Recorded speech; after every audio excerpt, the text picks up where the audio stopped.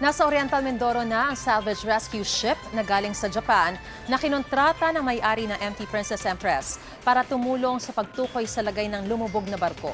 Ayon kay Oriental Mindoro Governor Humerlito Dolor, ibinabana sa lokasyon ng lumubog na MT Princess Empress ang nasabing remotely operated vehicle o ROV. Kaugnay niyan at iba pang detalye, makakapanayan po natin si Paula Oriental Mindoro Mayor Jennifer Cruz. Magandang umaga po sa inyo, Mayor. Si Maris po at live po tayo sa unang balita. Good morning, Maris. Good morning po sa lahat ng nanonood. Una po sa lahat, Mayor, nagsimula na bang mag-operate itong ROVs o yung remotely operated vehicles mula sa Japan? At ano po specifically yung ginagawa nito ngayon mula pa po kahapon? Binaba na nga kahapon, mga 1 o'clock ng hapon yon, no? Kasama kami doon sa barko. Pero hindi na ako nakasama sa laot kasi may mga iba akong appointment. Sabi ng Japanese, after 3 days, ilalabas nila ang result. At doon natin malalaman kung ano talaga at nasa na yung barko. At kung talagang marami pang tumutulong ng Maris. Mayor, nakausap niyo po ba sila at nalaman kung ano po ba yung inaasahang tulong exactly na maiibibigay nitong ROV kaugnay sa nangyaring oil spill?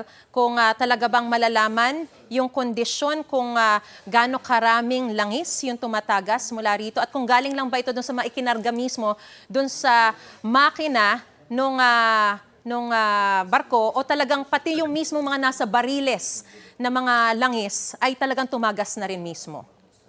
According nga doon sa Japanese, no, sinasabi nila na malalaman kung kung may oil leak pa ba or intact pa ba yung oil doon sa loob ng barko. Malalaman ng ROV, no, yung lahat ng result doon sa barko at sitwasyon ng barko.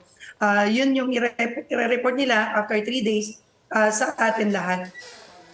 Base po ba sa sitwasyon na nakikita natin ngayon, visible po ba na parang dumarami pa yung oil spill or kumusta po yan? Dahil marami rin naman pong efforts na ginagawa yung mga otoridad dyan.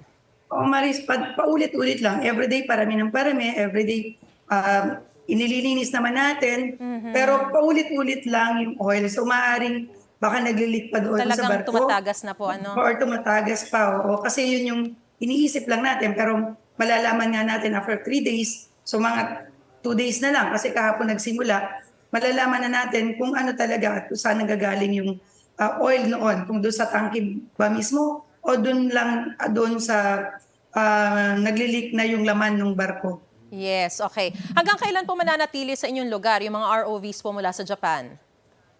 Wala pang sinasabing time kung hanggang kailan dito sa ating dalampasigan, pero maghihintay lang kami ng report ng Japanese Risk Reduction Management, no? Actually sa kanila ito. Hinihintay namin kung ano magiging resulta at doon siguro magsisimula kung paano, kung palulutangin ba, isa salvage ba, kung ano ang gagawin doon or tatakpan ba yung naglilik kung meron man. So yun yung sinasabi sa atin kahapon. Alright, Mayor, matanong ko na rin, kumusta po yung pagbibigay ng tulong sa mga apektadong residente at mga mangingisda sa inyong lugar? Kasi talaga naman pong apektado na yung kanilang kabuhayan.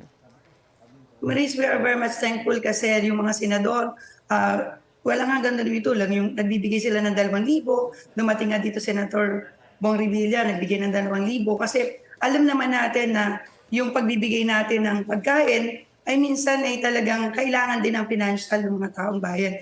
Kasi pang-araw-araw nilang gastusin. So yung mga paunti-unti na nagbibigay sa 500 o 1,000 people, nabibigyan naman ng ayuda, maaaring kulang yun, no, Maris? Pero kailangan namin na pagtiyagaan lahat ng mga ito dahil hindi naman lahat araw-araw pwedeng ibigay yung pangangailangan.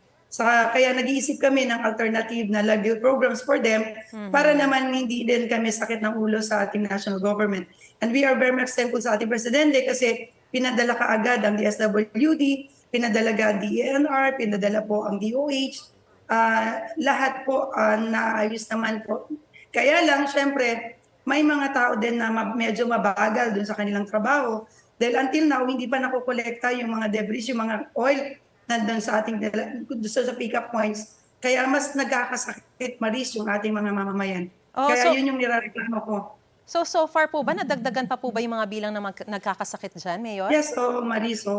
As of yesterday, ang report ng atin nasa 200 plus na. So ibig sabihin, dapat tanggalin na talaga yung mga nandoon na hindi nila tinatanggal.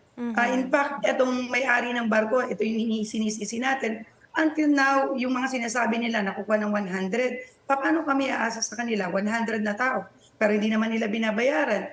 So, ano na, sobrang sakit sila sa ulo kasi usapan yung kanilang kinuha na counterpart para kumuha ng debris. Until now, hindi nila kinokolekta. Maris, masakit sa ulo dahil di sila tumutupad sa usapan. Kaya wala kaming inaasahan sa kanila. And darating po ngayon ang ating DOJ Secretary. Kung ano man yung magiging result ng investigation para sa kanila, bahala na po. Talagang sumasakit na yung ulo po namin dito sa local government. Nakikisa po kami sa inyo at maraming salamat po sa impormasyon binigay niyo po sa amin. Wala Oriental Mindoro Mayor Jennifer Cruz. Ingat po kayo. Thank you, Maris. Kapuso, mauna ka sa mga balita. Panoorin ang unang balita sa unang hirit at iba pang award-winning newscast sa youtube.com/GMA News. I-click lang ang subscribe button. Sa mga kapuso naman abroad, maaari kami masubaybayan sa GMA Pinoy TV at www.gmanews.tv.